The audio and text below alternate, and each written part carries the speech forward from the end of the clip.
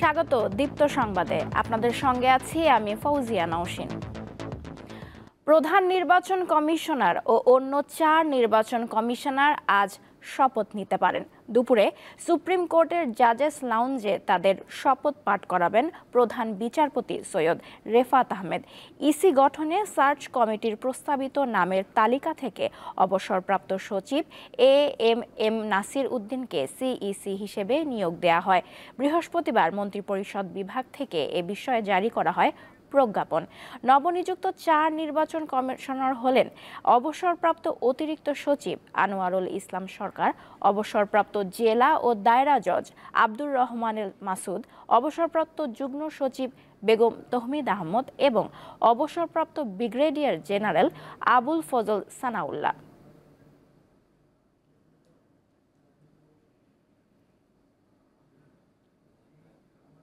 বাংলাদেশের পোশাক খাতের অন্যতম বড় দুর্ঘটনা তাজরিন ফ্যাশনসে অগ্নিকাণ্ডের 1 যুগ পূর্ণ হচ্ছে আজ। 2012 সালের এই দিনে সাভারের এই পোশাক কারখানাতে অগ্নিকাণ্ড হয়। তাতে কারখানার মধ্যে দগ্ধ হয়ে প্রাণ হারান অন্তত 110 জন শ্রমিক, আহত হন আরও অনেকে। অগ্নিকাণ্ডের সময় কারখানাটিতে পর্যাপ্ত অগ্নি নিরাপত্তার ব্যবস্থা ছিল না বলে তদন্তে বেরিয়ে আসে। শ্রমিকরা বলছেন তাদের ন্যায্য ক্ষতিপূরণ এবং দীর্ঘমেয়াদে পুনর্বাসনের উদ্যোগ এখনো পর্যন্ত নেওয়া হয়নি। শোকার্ত ও ভয়াবহ দিনটির স্মরণে সকাল থেকে তাজরিন ফ্যাশনসে জড়ো হচ্ছেন দুর্ঘটনায় আহত ও নিহতদের পরিবারের সদস্যরা। ফুল দিয়ে বিনম্র শ্রদ্ধায় তারা স্মরণ করছেন নিহত সহকর্মীদের। এ বিষয়ে আরও জানব সাভারের সহকর্মী এম.এ. হালিমের কাছে। তিনি আছেন দুর্ঘটনাস্থল তাজরিন ফ্যাশনসে। হালিম, শ্রদ্ধা জানাতে আসা শ্রমিকরা ক্ষতিপূরণের বিষয়ে কি বলছেন? ওই দুর্ঘটনার মামলার এখন কি অবস্থা বর্তমানে?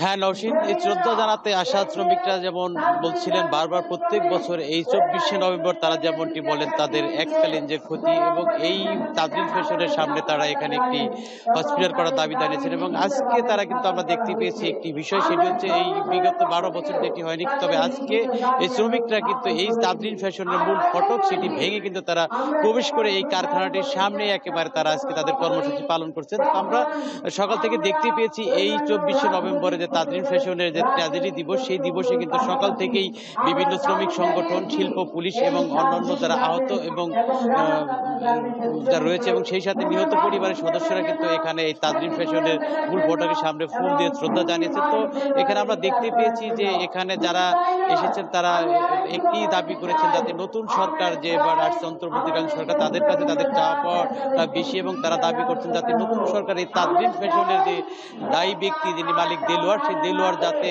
শাস্তির আওতায় আসে তার তেমন দাবি করছে। তো এই বিষয়ে যদি আমি একটু কথা বলবো, এখানে যে গার্মেন্টস শ্রমিক বাংলাদেশ শিল্প গার্মেন্টস শ্রমিক ফেডারেশন যিনি এখানে একজন নেতৃস্থানীয় যিনি নেত্রী রয়েছে, যিনি সাধারণ সম্পাদক, যদি আমি তার কাছে একটু জানবো। তো এই তাজরিন ফ্যাশনের তো আমরা দেখতে পাই প্রত্যেক বছরই শ্রমিকরা বিভিন্ন দাবি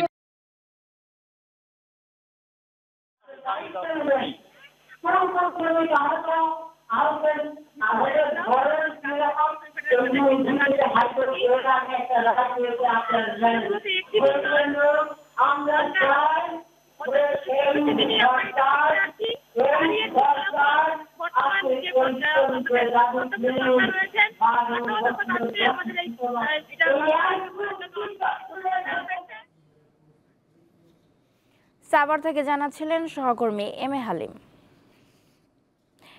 ডেঙ্গুর উপসর্গে পরিবর্তন এসেছে, ফলে রোগী শনাক্ত হতে সময় লাগছে। তাই জ্বর হলেই দ্রুত চিকিৎসকের কাছে যাওয়ার পরামর্শ দিচ্ছেন বিশেষজ্ঞরা। 2 সন্তানের জননী সোনালী আক্তার। 1 সপ্তাহ আগে তিনি ও তার স্বামী জ্বরে আক্রান্ত হয়ে হাসপাতালে ভর্তি হন। দুজনেই সুস্থ হয়ে বাড়ি ফেরেন, কিন্তু সোনালীকে আবার হাসপাতালে ভর্তি হতে হয়। প্রাথমিক অবস্থায় ডেঙ্গু ধরা পড়েনি বলে জানান তার বাবা। ডেঙ্গু নেগেটিভ আসছে আর কি, বলছে যে অসুবিধা নেই, বাসায় নিয়ে যান। মোটামুটি জামাই সুস্থ হয়ে গেছে। এখন মেয়ে গতকালকের থেকেই খুব খারাপ হয়েছে, সারা শরীরে কিরকম র্যাশ ভাব বাড়ছে আর কি, ডেঙ্গু যেটা হয় এরকম র্যাশের ভাব। প্রাথমিক অবস্থায় ডেঙ্গু শনাক্ত হয়নি এরকম বেশ কয়েকজন রোগী রাজধানীর ডিএনসিসি হাসপাতালে চিকিৎসা নিচ্ছেন। ডেঙ্গু ধরা পড়ে নাই, আর একটা পরীক্ষা রয়ে গেছে। স্বাস্থ্য অধিদপ্তরের দেয়া তথ্য অনুযায়ী চলতি বছর ডেঙ্গুতে সবচেয়ে বেশি মৃত্যু হয়েছে অক্টোবরে ১৩৫ জন, নভেম্বরে এরই মধ্যে মৃত্যুর সংখ্যা শতক ছাড়িয়েছে। ডেঙ্গু শনাক্তে দেরি হওয়ায় রোগীদের আইসিইউ পর্যন্ত যেতে হচ্ছে। আমরা হসপিটাল নিয়ে আসার পর বলছে আইসিইউতে ভর্তি করেন। ওর ক্যানোলা পড়াইতে এখন আর জায়গা নাই, ব্লাড নিছে, ক্যানোলা পড়াইছে, আর এমনি ওই শুকিয়ে গেছে, তো এই জন্য রক্ত চিকন হয়ে গেছে নাকি, এই জন্য হাতে এখন আর জায়গা নাই, এই জন্য পায়নি দিয়েছে। চিকিৎসকরা বলছেন ডেঙ্গুর উপসর্গে পরিবর্তন হয়েছে, এখন অনেকের জ্বর থাকে না।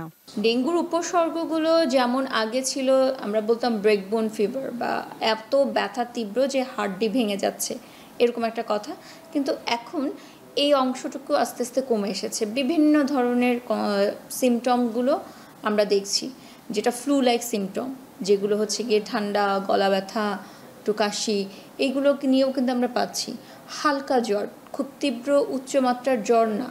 ডেঙ্গুতে আক্রান্তদের প্রচুর পরিমাণে তরল খাওয়ার পরামর্শ দেন এই চিকিৎসক। আপনার বাসার কাছাকাছি যে কোনো হাসপাতাল আছে, সেখানে যান। লাবণী গুহ, দীপ্ত সংবাদ, ঢাকা। ঝিনাইদহের কালীগঞ্জে সড়কের পাশে শতবর্ষী একটি কড়াই গাছে রয়েছে সুপার শপ, যেখানে থরে থরে সাজানো থাকে নানা সবজি, কাগজে লেখা থাকে প্রতিটির দাম। ব্যতিক্রমী এই সবজির দোকানটি এরই মধ্যে নজর কেড়েছে সবার। সড়কের পাশেই শতবর্ষী কড়াই গাছ, সেই গাছের সাথে গড়ে তোলা হয়েছে ব্যতিক্রমী সবজির দোকান। মাটি থেকে কয়েক ফুট উপরে খড় দিয়ে তৈরি করা হয়েছে চালা, তার নিচে কাঠ ও বাঁশ দিয়ে করা হয়েছে সবজি রাখার র‍্যাক। সেখানে সাজানো রয়েছে টাটকা ও তরতাজা সব সবজি, প্রতিটি সবজির দামও লিখে রাখা হয়েছে সবজির পাশে। স্থানীয়দের কাছে এই দোকানটি গরিবের সুপার শপ বলেই পরিচিত। এটাই একটা সবথেকে আশ্চর্যজনক ব্যাপার, একটা গাছের সাথে যে এই ধরনের একটা পরিবেশ সৃষ্টি করে একটা ছোটখাটো একটা শপিং মল তৈরি করে ফেলা কাঁচামালের, এটা আসলে আমাকে ভাবান্বিত করে। এই দোকানটা ভালো ভালো জিনিস বিক্রি করে, বাজার মূল্যেই পাওয়া যায়, আমাদের বড় বাজারে যাওয়া লাগে না। বড় বাজারের যে দাম সেটা এখানে পাওয়া যায়, ফ্রেশ পাওয়া যায়। দোকানে খোলাই থাকে, আমরা অনেক সময় এসে পাই না, ওই যে সব এই যে রেট দিয়ে আছে না, ওই রেটের থেকে মাল ওজন করে টাকা ওখানে বুঝতে রেখে চলে যায়। ইনোভেটিভ একটা চিন্তা ভাবনা, এবং তার সবচেয়ে বড় বিষয় হলো যেটা তার একটা সম্পূর্ণ আলাদা। এখানে আপনি যদি মনে করেন যে আপনি 10 টাকার জিনিস নেবেন, সেটা আপনি নিতে পারবেন। এটার কারণ হলো প্রত্যেকটা দেখেন, প্রত্যেকটাতে আপনার মূল্য তালিকা দেওয়া আছে। আমরা এই দোকান থেকে কেনাকাটা করি, এটা হচ্ছে একটা ব্যতিক্রম ধর্মের একটা দোকান। আপনি টোটাল উপজেলায় খুঁজলে এক পিছু এই দোকান আপনি আর খুঁজে পাবেন না। ঝিনাইদহের কালীগঞ্জ উপজেলার ভূষণ সড়কে ব্যতিক্রমী এ দোকান করেছেন দক্ষিণ আরপাড়া গ্রামের মাসুদ রানা। নাগরিক আছে, মসজিদে দেয়, মন্দিরে দেয়, বিভিন্ন স্তরে টাকা তারা অনুদান করে, কিন্তু জিনটা মানুষের পাশে কেউ দাঁড়ায় না। সাংসারিক গোলযোগ হোক আর বৈচিত্র্য ঝড়ে হোক, জীবনের পথ ব্যতিক্রম হয়ে গেছে। তো এই মতো অবস্থায় আমার কাছে কোনো টাকা পয়সা ছিল না। আমি গাড়িতে হেল্পারি করতে যাই, যে মানে দড়ি ছিঁড়ে মানে আমি নিচে পড়ে গেছিলাম, গেলে আমার পার গুড়মুড়ো ভেঙে যায়। তার রিশতেদার আছে, যারা আমার রক্তের লোক আছে, তারাও আমাকে ডিনাই করলো। তখন কি করব, কোনো জায়গায় যদি একটু কাজের জন্য যাই, আমার দেখে বলে না ভাই আপনাকে কাজে নেবো না, তখন আমার বেঁচে থাকাটাই নিজের কাছে বিরাট টাফ ব্যাপার হয়ে যায়। আবার যে একজনের কাছে শরণাপন্ন হয়ে কিছু চাবো, আমার তো পিছনের কোনো অ্যাবিলিটি নেই যে আমি তার পরবর্তীতে এই টাকা শোধ করবো। তখন আমি নিজের চিন্তা চেতনায় খাটটা ফেলে দিছিল, সেই খাটটা কুড়িয়ে এনে মনে করেন যে নিজে হাত দিয়ে করাচ্ছে অন্য গ্যারেজের থেকে, যারা এলাকায় যখন সব পরিচিত যে জিনিসগুলো লাগতো, আমি সে চিনতে নিয়ে আস্তে আস্তে রাতের আধারে নিজে নিজে আমি এটা করছি। এবং আমার বেচা কেনা ধরেন সারাদিনে বেচা কেনা করে 200 টাকা হয়তো 150 টাকা হয়, আমি একলা চলি, আমার কোনো সংসার নাই। প্রতিদিন সকাল 8টা থেকে দুপুর 1টা ও বিকেল 4টা থেকে রাত 10টা পর্যন্ত খোলা থাকে দোকানটি। দীপ্ত, বার্তা কক্ষ। আন্তর্জাতিক প্রসঙ্গ। পাকিস্তানের সাবেক প্রধানমন্ত্রী ইমরান খানের সমাবেশের ডাকে উত্তপ্ত দেশটির রাজনীতি। সরকারের তরফ থেকে সমাবেশ ঠেকাতে চলছে তোড়জোড়। গত বৃহস্পতিবার পিটিআইয়ের বিক্ষোভে অবৈধ ঘোষণা করে ইসলামাবাদ হাইকোর্ট। গত সপ্তাহে পিটিআইয়ের প্রতিষ্ঠাতা ইমরান খান এ কর্মসূচি ঘোষণা করেন। এবারের আন্দোলনে দলটি 4টি দাবি জানিয়েছে। এগুলো হলো দেশের 26তম সংবিধান সংশোধনী বাতিল, গণতন্ত্র ও সংবিধান পুনঃপ্রতিষ্ঠা, জনগণের ম্যান্ডেট পুনরুদ্ধার এবং নির্দোষ রাজনৈতিক বন্দীদের মুক্তি। পিটিআইয়ের বিক্ষোভের আগে পাঞ্জাব জুড়ে সোমবার পর্যন্ত, রাওয়ালপিন্ডিতে মঙ্গলবার পর্যন্ত এবং ইসলামাবাদে 2 মাসের জন্য কারফিউ জারি করা হয়েছে। পাশাপাশি যে কোনো ধরনের জনসমাবেশ নিষিদ্ধ করা হয়েছে।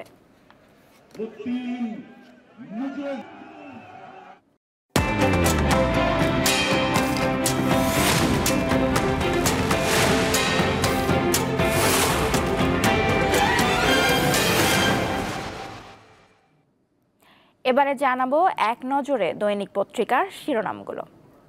আমার হাতে প্রথমেই আছে দৈনিক সমকাল। তাদের প্রধান শিরোনাম, বিতর্কিত ভোটের সহযোগী কর্মকর্তাদের কপাল পুড়ছে, সহকারী রিটার্নিং কর্মকর্তাদেরও তালিকা হচ্ছে। এরপর তাদের দ্বিতীয় শিরোনাম, বনভোজনের আনন্দ রূপ নিল বিষাদে, গাজীপুরে বাস বিদ্যুতায়িত হয়ে বিশ্ববিদ্যালয়ের 3 শিক্ষার্থীর মৃত্যু। আমার হাতে এরপরে আছে দৈনিক বণিক বার্তা। তাদের প্রধান শিরোনাম, পুরনো নীতি অনুসরণ করে বন্ডের মাধ্যমে বিদ্যুতের বকেয়া পরিশোধ হচ্ছে। তাদের আরও একটি বিশেষ প্রতিবেদন, অস্বাস্থ্যকর পরিবেশে ট্রাফিক সামলাচ্ছেন 291 শিক্ষার্থী, নেই শৌচাগার, বিশ্রামাগার ও বিশুদ্ধ পানির ব্যবস্থা। ট্রাফিক পুলিশের মতোই কিডনি ও ফুসফুসের জটিল রোগে আক্রান্ত হওয়ার শঙ্কা। এরপর আমার হাতে আছে দৈনিক ইত্তেফাক। তাদের প্রধান শিরোনাম, আসামি চেনে না বাদীকে, বাদী চেনে না আসামিকে, টাকা না দিলে মামলা, দিলে নাম কর্তন। সরকার ও সমন্বয়করা ভুয়া মামলা আমলে না নেওয়ার কথা বললেও নিরপরাধ অনেকে গ্রেফতার হচ্ছেন, আতঙ্কে অনেকে বাড়ি ছাড়ছেন। তাদের আরও একটি শিরোনাম, পিকনিকের আনন্দে বিষাদের ছায়া, বাস বিদ্যুতায়িত হয়ে 3 শিক্ষার্থীর মৃত্যু, আহত 15। এছাড়া তাদের আরও একটি শিরোনাম, দেওয়াল জুড়ে সাক্ষী হয়ে উঠল জুলাই গণ অভ্যুত্থানের গল্প, বিশ্বব্যাংক আয়োজিত দৃকপাঠে গ্রাফিতি প্রদর্শনী। এরপর আমার হাতে আছে দৈনিক কালের কণ্ঠ। তাদের প্রধান শিরোনাম, পাচারের 17 লাখ কোটি ফেরাবে কে, প্রধান উপদেষ্টা ডক্টর মোহাম্মদ ইউনূসের দিকে তাকিয়ে সবাই। এরপর তাদের আরও একটি শিরোনাম, 1 বছরের মধ্যে ভোট চান 61.1% মানুষ, সংস্কার শেষে চান 65.9% মানুষ, ভোয়ার জরিপ। এরপর তাদের আরও একটি শিরোনাম, নির্বাচন যত দেরি হবে ততই ষড়যন্ত্র হবে, এমন মন্তব্য করেছেন তারেক রহমান। এই ছিল দৈনিক পত্রিকাগুলোর প্রধান শিরোনামগুলো। শেষ করছি দীপ্ত সংবাদ। আমাদের পরবর্তী আয়োজন বেলা 12টায় দেখার আমন্ত্রণ রইল। এছাড়াও দেশ বিদেশের নানা তথ্য জানতে চোখ রাখুন দীপ্ত টিভির ডিজিটাল প্ল্যাটফর্মগুলোতে। ধন্যবাদ।